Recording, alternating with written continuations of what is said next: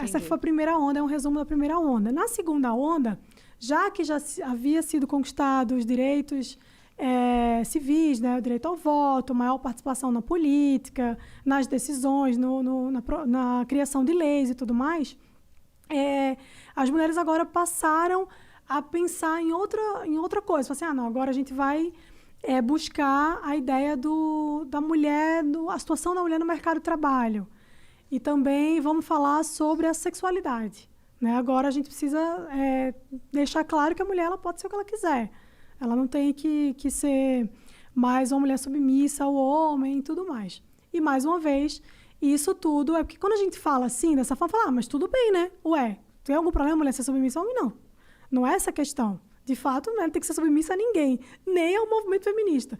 Mas a questão é que o objetivo sempre era, e é bom ter sempre isso em mente, o objetivo final sempre era a revolução. Então, assim, não era porque elas não podem ser submissas ao homem, é porque elas deveriam ser submissas ao Estado. Era sempre ao Estado. Então, na segunda onda, já começa muito essa pauta da sexualidade. E aí você tem na segunda onda nomes muito importantes como Firestone. Depois vai aparecer uma influência ali da Simone de Beauvoir, que é muito mais presente na terceira onda. A terceira onda já é a onda que vai falar sobre ideologia de gênero. Já é a onda que vai dizer assim, você não precisa ser mulher, você pode ser homem, você pode ser um unicórnio, o que você quiser. E a terceira onda é onde a Simone de Beauvoir é muito mais forte, assim, né? Com aquele livro Segundo Sexo, eu acho, eu não lembro, mas acho que é esse. Que é um livro onde ela vai trazer como se fosse uma espécie de tratado sobre o que o movimento feminista naquela onda deveria fazer. Ela dá todas as diretrizes ali. E aí a terceira onda do movimento feminista ela se pauta a partir dessa ideia da sexualidade, da segunda onda, da sexualidade, da ideologia de gênero e tudo mais. A terceira onda, que é a mais recente, ela já vai vir um pouco mais radical, né? Ela já vem com um discurso muito mais radical. Ela tem uma influência muito forte do movimento punk, que é uma curiosidade que pouca gente sabe.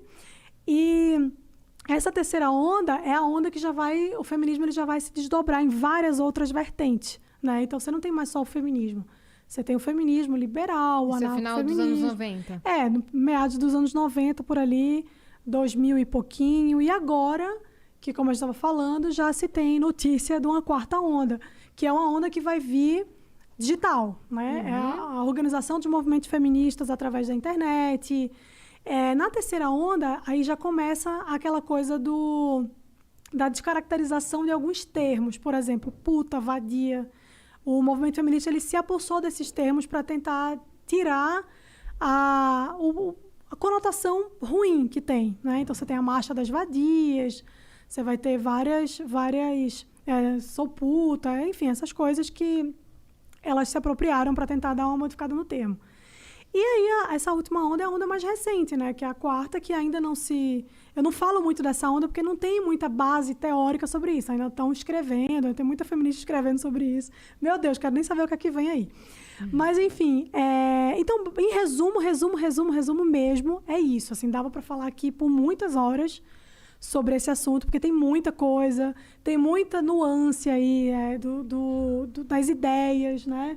Tem muita coisa das mulheres sufragistas que não se fala, como, por exemplo, muita gente fala hoje assim, mas o feminismo, hoje em dia ele pode ser um pouco mais radical, mas ele não era assim, não, ele sempre teve essa essência. Quando você olha, assim, eu lembro que tem um panfleto que foi distribuído pelas sufragistas na época que elas estavam fazendo... Isso foi quando?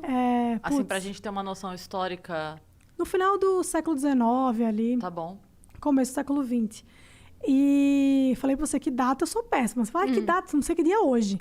Mas foi nessa pra gente ter uma ideia de distância. Então, tem um panfleto que elas distribuíram que elas comparavam homens a cachorros, assim. Tinha muito essa coisa de criticar o casamento, a maternidade, de falar que mulher não precisa ser mulher.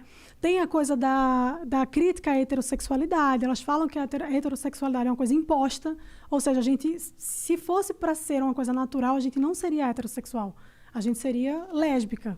Então, assim, tem muita teoria que existe dentro de todo o movimento feminista, tem muita coisa, você entra em muitos aspectos aí que, obviamente, se eu fosse falar aqui, ia ficar o dia inteiro.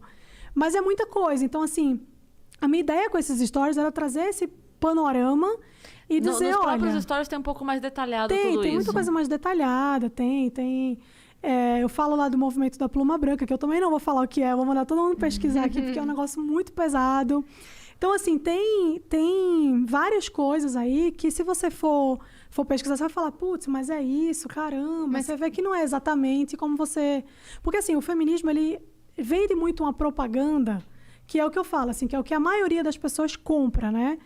Que é a propaganda do, não, mulher tem que ser o que ela quiser, direitos iguais, tudo mais. E isso realmente é maravilhoso. Qual é a pessoa, é o que eu sempre falo, qual é a pessoa em sã consciência que vai achar que a mulher não tem que ter o mesmo direito dos homens? Tem que ter, óbvio. Só que essa é a superfície, né? O que está ali na beira, marginal.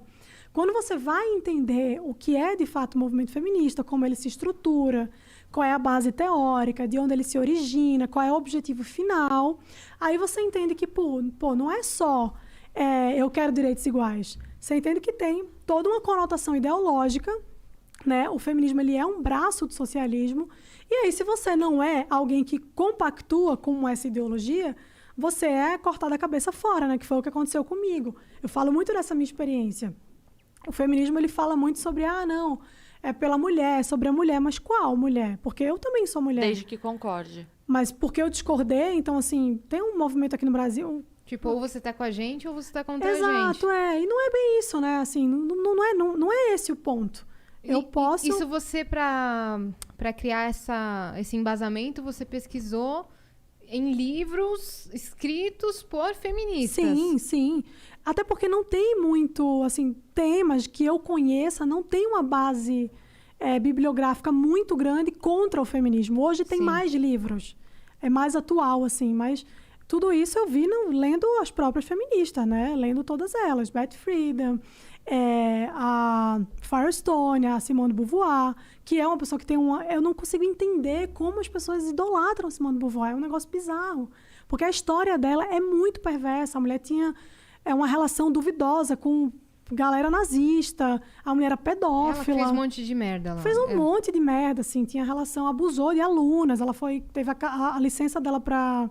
ensinar na França caçada, porque ela era acusada de abuso de menor de idade. Então, assim, como é que essa mulher pode ser ícone de um movimento que diz lutar pelas mulheres? É tão contraditório, entendeu? E mais o que eu falei... Mas nunca é o que se fala, né? Mas quem fala. Exatamente, é quem fala. E aí, a partir do momento que aquela pessoa... A gente decidiu que essa pessoa tá com a gente, então qualquer coisa de ruim que haja sobre ela, a gente vai esconder. Pra que não... É aquela coisa, né? Eu não consigo atacar o seu argumento, então eu ataco você. É bem por aí. E a mesma coisa ao contrário. Eu não consigo justificar o argumento, então eu vou endeusar a pessoa, porque aí tudo que ela disser... as pessoas vão ter que aceitar, porque eu endeusei.